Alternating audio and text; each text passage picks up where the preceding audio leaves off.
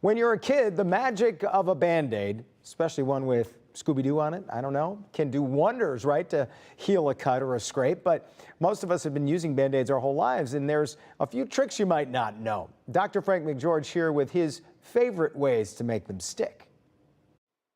Have you ever had a cut on your fingertip but just couldn't get a Band-Aid to stay on? I'm Dr. Frank McGeorge, board-certified ER doctor with more than 30 years of experience and WDIV medical reporter. Keeping a cut clean and covered is important to avoid infection and speed healing. But how do you get them to stick to areas that either move a lot or aren't flat like your fingertip? Well, the answer is to cut a slit from the end of the Band-Aid up to where the gauze pad is on both ends. That leaves you with a Band-Aid that can stick to odd areas better. Now here's how I take care of a cut on my fingertip.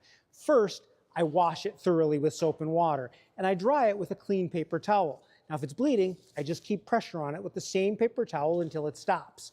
Next, I cut the Band-Aid. And if you get these cuts a lot, you can actually just pre-cut a few Band-Aids so they're ready and you don't have to do it when you're hurt. My next step is to open the Band-Aid on a clean, flat surface, and you'll see why this helps.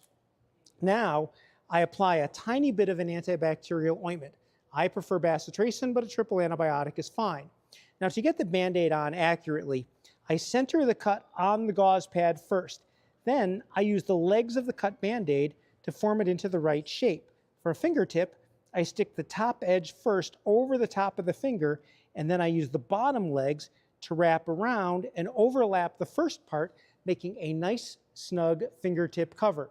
Now to cover a knuckle or the crease under a knuckle, I start out like before by putting the cut on the gauze pad.